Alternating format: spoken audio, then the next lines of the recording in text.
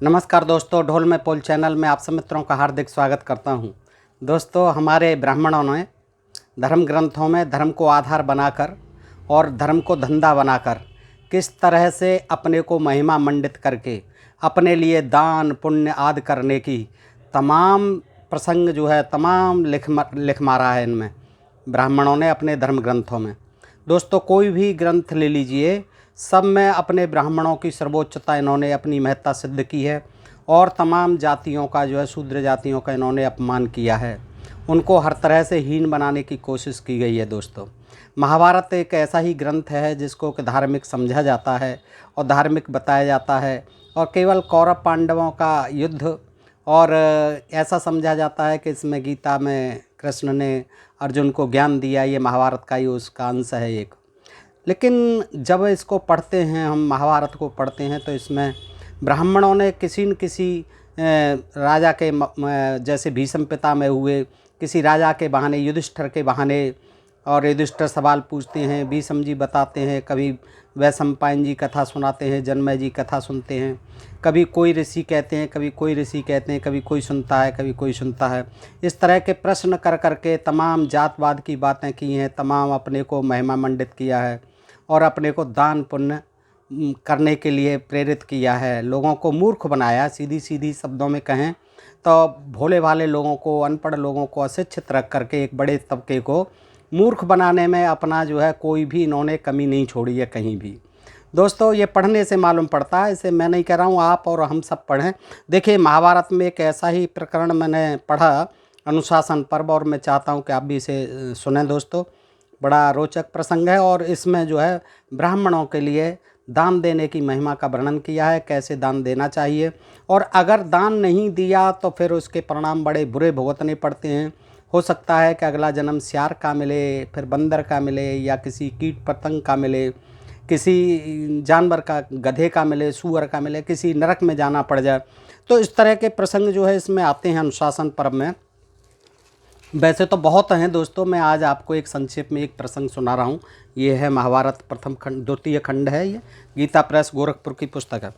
तो इसमें जो है युधिष्ठिर पूछते हैं कि पितामह देवता और ऋषियों ने श्राद्ध के समय देव युग में, पितृ युग में जिस जिस कार्य का विधान किया है वह मैं आपके मुख से सुनना चाहता हूँ। अब फुर्सत में बैठे हुए हैं युधिष्ठिर जी और वो अपनी सरसैया पर लेटे हुए हैं, मृत्यु की इंतज़ार कर रहे हैं, प्रतीक्षा में हैं भीष्म पितामह जी। और देखिए वो क्या जातगत ज्ञान देते हैं, ब्राह्मणों की महिमा का बखान करते हैं भीष्म पितामह जी।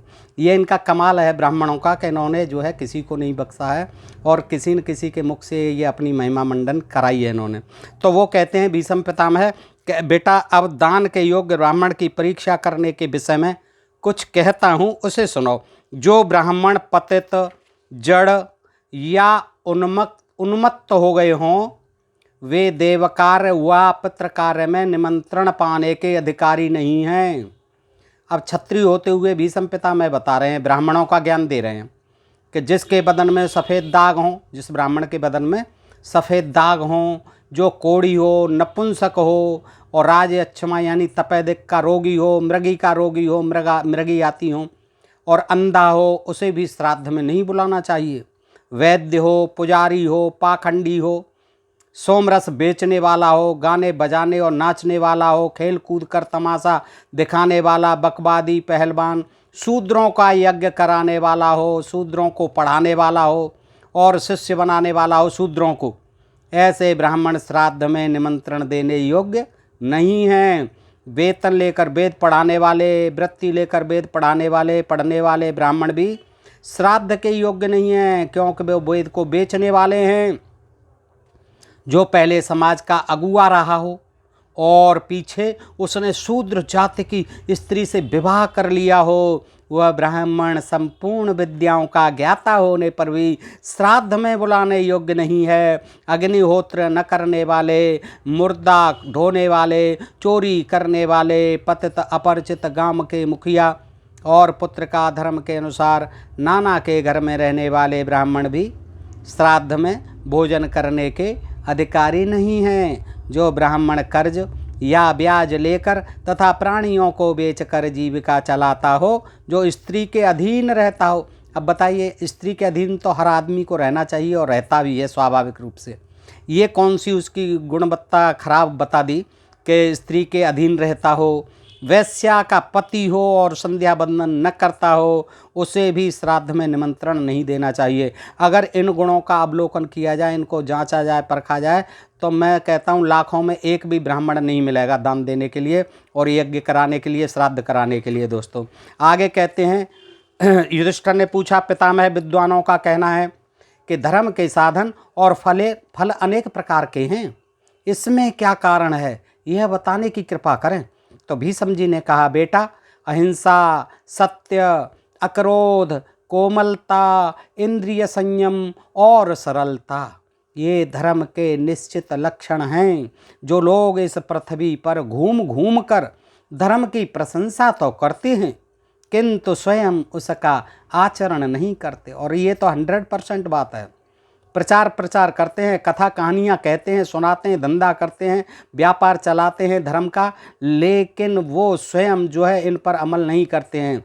जो दूसरों को उपदेश देते हैं स्वयं उनका आचरण नहीं करते, वे पाखंडी हैं, और बिल्कुल पाखंडी हैं, 100% पाखंडी हैं। भीष्म पिता मैंने ये ज्ञान सही दिया कि जो लोग इस पृथ्वी पर घूम घूम कर धर्म की प्रशंसा तो करते हैं किंतु स्वयं उसका आचरण नहीं करते, वे पाखंडी हैं। ऐसे लोगों को जो सोना, रतन, गाय और अस्वाद वस्तुएं दान करता है, वह नरक में पड़कर 10 वर्षों तक विष्ठा खाता है।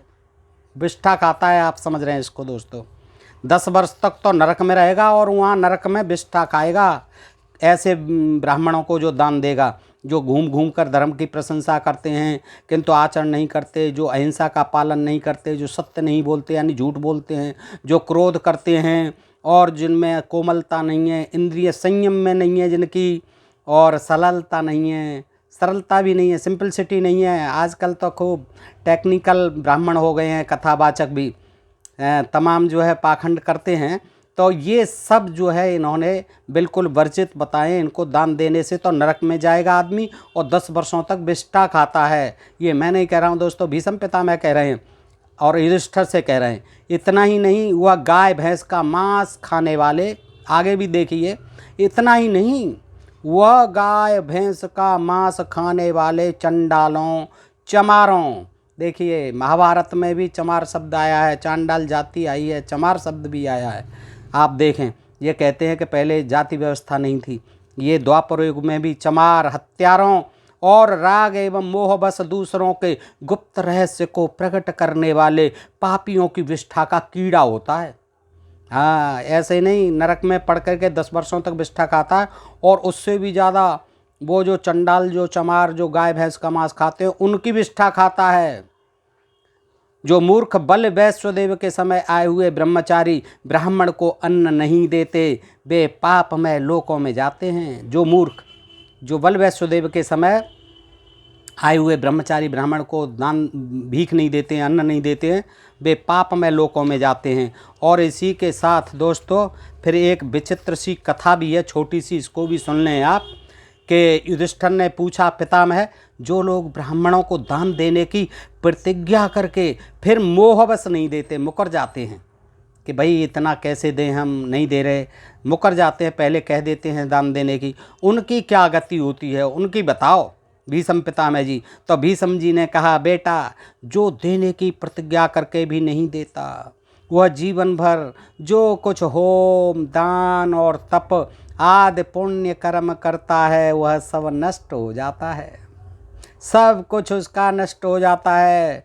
जो एक बार प्रतिज्ञा करके दान नहीं देता यानी मुकर जाता है, तो चाहे वो कितना ही होम करे, दान करे, तप करे, पुण्य करे, सब बेकार हो जाता है। धर्मशास्त्र के विद्वानों का कहना है, यही धर्मशास्त्र हैं, धर्मशास्त्र के विद्वानों का कहना है, 1000 श्याम कर्ण घोड़ों का दान करने पर प्रतिज्ञा भंग के पाप से छुटकारा मिलता है। हे युधिष्ठिर, सुन लो कान खोल के, अगर एक बार आपने ब्राह्मण को दान देने की कह के नहीं दिया यानी अपने वचन से मुकर गए, तो फिर आपको 1000 काले कान वाले घोड़े, जिनका रंग श्वेत हो और कान काले हों, ऐसे घोड़े ढूंढने पड़ेंगे 1000, और वो फिर दान देने पड़ेंगे। तब आपका प्रतिज्ञा भंग के पाप से, ये पाप कर दिया जघन्य, उससे छुटकारा मिलता है। इस विषय में अब देखिए कथा सुनाते हैं। इस विषय में सियार और बानर के संवाद रूप एक प्राचीन इतिहास का दृष्टांत दिया जाता है। देखिए दृष्टांत भी सुना रहे हैं भीष्म पितामह के पूर्व काल की बात है। एक सियार और बानर एक स्थान पर मिले। वे दोनों पूर्व जन्म में मनुष्य थे और परस्पर मित्र थे। देखिए परस्पर मित्र भी थे, मनुष्य भी थे। पुराने जन्मों का हिसाब किताब रहता था इन ग्रंथों में कि दूसरी योनि में, अब इन्होंने दूसरी जो योनि में जन्म लिया तो इन्हें सियार और बानर की यानी बंदर की योनि में जन्म लेना पड़ा था। सियार को मरघट में मुर्दे खाते देखकर बानर ने पूर्व जन्म का स्मरण करके पूछा। देखिए उनको पशु पक्षियों को भी याद आ जाते थे अपने पूर्व जन्म। तो बंदर कहता है सियार से कि भैया तुमने पूर्व जन्म में कौन सा भयंकर पाप किया था? यही पाप पुण्य का खेल, यही स्वर्ग नरक का खेल, फिर ये दान धर्म का खेल इन ग्रंथों में भरा पड़ा है। इसके अलावा कोई ज्ञान विज्ञान नहीं है दोस्तों इसमें। तो पूर्व जन्म का स्मरण करके बानर पूछता है सियार से कि भैया तुमने पूर्व जन्म में कौन सा भयंकर पाप किया था जिसके कारण तुम्हें मरकट में घृणा के योग्य सड़ा हुआ मुर्दा खाना पड़ता है? देखिएगा चिंता हो गई बानर को कि सड़ा हुआ मुर्दा क्यों खाना पड़ता है मरघट में, भाई आपको ऐसा क्या पाप किया पिछले जन्म में? तो सियार ने जवाब दिया, मैंने ब्राह्मण को दान देने की प्रतिज्ञा करके नहीं दिया। देखिए कितना मूर्ख बनाया है भोले लोगों को है। अब सियार कहता है कि मैं भी इंसान था, मानव था, और मैंने ब्राह्मण को एक बार दान देने की प्रतिज्ञा की थी, फिर दिया नहीं, मुझ पर नहीं हो पाया, तो इसी पाप के कारण मुझे इस पाप योनि में जन्म लेना पड़ा है। अच्छा अब तुम बताओ तुमने ऐसा क्या पाप किया जिससे बानर हो गए? तो बानर बोला, मैं सदा ब्राह्मणों का फल चुरा कर खा जाया करता था। ब्राह्मणों को कथा में मिलते थे, लाते थे घर पे, मैं चढ़ के छत पे से कूद के घर में फलों को खा जाता था, केला सेब संतरा जो चढ़ते हैं उसमें। तो मैं सदा ब्राह्मणों का फल चुरा कर खा जाया करता था, इसी पाप से मैं बानर हो गया।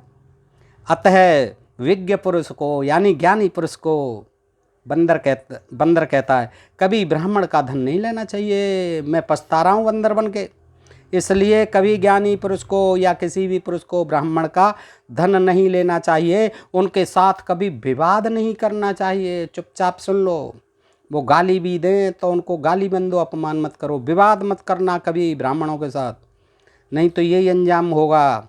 और यदि उन्हें दान देने की प्रतिज्ञा की गई हो तो अवश्य दे डालना चाहिए, कोई हील हुज्जत नहीं होना चाहिए। भीष्म जी आगे कहते हैं कि हे दुष्टर, इसलिए किसी को ब्राह्मण के धन का अपहरण नहीं करना चाहिए, कभी नहीं। सबका चुरा लो, सबका माल, और ब्राह्मण चुरा लें कोई बात नहीं, लेकिन ब्राह्मण का धन अपहरण कभी नहीं करना चाहिए। ये गीता इसमें महाभारत में कह गए हैं और ये सुनाते रहते हैं कि हमारा धन कभी मन चुरा लेना नहीं। समझ लो बंदर बनोगे या लोमड़ी बनोगे, सियार बनोगे, गधा कुत्ता घोड़ा हाथी कुछ न कुछ बन जाओगे जानवर। यदि ब्राह्मण से कोई अपराध भी हो जाए तो उसे क्षमा कर देना चाहिए। कुछ भी कर दे, तुम्हारे घर में चोरी कर ले जाए ब्राह्मण, या तुम्हें गाली दे दे, तुम्हारा सिर फोड़ दे, कोई अपराध कर दे कैसा भी, तो उसे क्षमा कर दो। हे ब्राह्मण देव, आप तो क्षमा के पात्र हैं, चलो क्षमा कर दिया। मैं नहीं कह रहा हूँ, ये कह रहा है महाभारत कह रहा है दोस्तों, महाभारत का लेखक कह रहा है, और भीष्म पितामह ऐसे कहलवा रहा है और युधिष्ठिर जी सुन रहे हैं। तो यदि ब्राह्मण से कोई अपराध भी हो जाए तो उसे क्षमा कर देना चाहिए। बालक दरिद्र अथवा दीन होने पर भी किसी ब्राह्मण का अपमान नहीं करना चाहिए, कभी नहीं। ब्राह्मण का तो कतई अपमान भी नहीं करना चाहिए। देखिए क्या ज्ञान है ये। पहले तो उन्हें किसी बात की आशा नहीं देनी चाहिए, हाँ किसी बात की आशा नहीं देनी चाहिए, और यदि दे दी तो अवश्य पूरी करनी चाहिए, चाहे कुछ भी हो जाए। क्योंकि पहले की दी हुई आशा के भंग होने पर ब्राह्मण क्रोध में भरकर जिसकी ओर देखता है उसे उसी प्रकार भस्म कर डालता है, जैसे घास फूस को आग जला डालती है। वैसे ही ब्राह्मण की कुपित दृष्टि से क्रोधाग्नि बरसती है। अगर आपने देने की कह करके मना कर दिया तो समझ लेना बहुत जो है आपका सब कुछ जल जाएगा, जैसे घास फूस जल जाती है आग में। किंतु वही ब्राह्मण जब आशा पूर्ति से संतुष्ट होकर आशीर्वाद देता है तो वह दाता के लिए औषधि के समान हो जाता है, दवाई के समान हो जाता है, फिट हो जाता है, तंदुरुस्ती बढ़ जाती है, रोग कट जाते हैं, सब खुश होकर आशीर्वाद देते हैं पंडित जी, ब्राह्मण देव। बुरा मत मानना दोस्तों, मैं जो है कुछ नहीं कह रहा हूँ, इसमें जो लिखा हुआ है वही कह रहा हूँ। तथा उसके पुत्र पौत्र बंधु बांधव पशु मंत्री नगर और देश का कल्याण करके उन्हें शक्तिशाली बनाता है। ब्राह्मण का आशीर्वाद क्या, उसके पुत्र पौत्र खुश हो जाएंगे, सुखी रहेंगे, बंधु बांधव पशु सारे उसके, मंत्री उस नगर के मंत्री भी, नगर और देश का कल्याण हो जाएगा। बस जो कह दिया है दे डालो उसे। इस पृथ्वी पर सहस्रों किरणों वाले सूर्य देव के प्रचंड तेज की भांति ब्राह्मण का तेज भी देखने में आता है। सूर्य की तरह तेज प्रचंड देखने में आता है ब्राह्मण का। इसलिए जो उत्तम योनि में जन्म लेना चाहते हैं उन्हें ब्राह्मण को देने की प्रतिज्ञा की हुई वस्तु अवश्य दे डालनी चाहिए। अगर वो चाहते हैं कि हमें फिर से ब्राह्मण क्षत्रिय वैश्य इन योनियों में जन्म मिले तो बस ब्राह्मण को दान दे डालो सारी चीज़ें, और इन्हीं योनियों में फिर जन्म मिलेगा। नहीं तो शूद्र बन जाओगे, पशु पक्षी बन जाओगे, कीड़े मकोड़े बन जाओगे। ध्यान रखना, इस लोक में ब्राह्मण को दान देने से देवता और पितर तृप्त होते हैं। देवता भी तृप्त हो जाते हैं, पितर भी तृप्त हो जाते हैं, और ब्राह्मण तो तृप्त होते ही होते हैं। गाय दे डालो, घोड़ा दे डालो, हाथी दे डालो, सोना दे डालो, जो भी माल है आप दे डालो। इसलिए विद्वान पुरुष ब्राह्मणों को अवश्य दान दें, ये भी चेतावनी है। इसलिए विद्वान पुरुष ब्राह्मणों को अवश्य दान दें। ब्राह्मण महान तीर्थ माने जाते हैं, ये सारे तीर्थ ब्राह्मण ही हैं। वे किसी भी समय घर पर भी आ जाएं तो बिना सत्कार किए उन्हें नहीं जाने देना चाहिए, बिल्कुल नहीं, हरगिज़ नहीं। महान नरक में जाओगे, महान पाप पड़ेगा। आ जाएं घर पे, उनकी पूजा करो, उनकी सेवा करो, जो भी सामान है आपके घर में दे डालो, ब्राह्मणों को दान दे दो, तो अगला जन्म आपका रिजर्व हो जाएगा। ब्राह्मण क्षत्रिय वैश्य 3 जातियों में, 3 योनियों में, श्रेष्ठ योनियों में जन्म मिलेगा। स्वर्ग का भी टिकट मिलेगा, स्वर्ग में आरक्षित टिकट हो जाएगी दोस्तों। ये मैं नहीं कह रहा हूँ दोस्तों, इन महाभारत जैसे ग्रंथों में ये लिखी हुई है। और इन ब्राह्मणों के बारे में जो कुछ भी लिखा हुआ है देख करके और पढ़ करके और सुन करके ताज्जुब होता है कि ये हमारे देश का क्या ज्ञान था और किस तरह से यहाँ बहुसंख्यक जनता को आज तक भी इन्हीं धर्म ग्रंथों को पढ़ पढ़ करके बेवकूफ़ बनाया जा रहा है, मूर्ख बनाया जा रहा है, उनको छला जा रहा है, उनको ठगा जा रहा है, स्वर्ग के नाम पर, नरक के नाम पर, पशु पक्षियों के नाम पर, अच्छी योनि बुरी योनियों के नाम पर। दोस्तों ये ढोल में पोल चैनल इन्हीं सब पाखंड का, इन्हीं सब अंधविश्वासों का, इन धर्म ग्रंथों में लिखे हुए इन्हीं तमाम अज्ञानता का पर्दाफाश करके इस समाज में समरसता, भाईचारा, प्रेम, बंधुत्व और जात विहीन समाज की स्थापना करके वैज्ञानिक समाज बनाने के लिए, ताकि हम भी कह सकें कि हम भी वैज्ञानिक भारत हैं। दोस्तों ऐसी कुछ इच्छाएं हैं, कुछ आशाएं हैं। दोस्तों मैं समझता हूं कि आपको ये विचार और आपको ये प्रसंग अच्छे लगते होंगे। आप वीडियो को देखें और मित्रों को अधिकाधिक शेयर करें और अपने प्रिय चैनल ढोल में पोल को सब्सक्राइब करते रहें। आज के लिए इतना ही, सुनने के लिए बहुत बहुत धन्यवाद। नमस्कार, आभार, जय हिंद, जय भारत दोस्तों।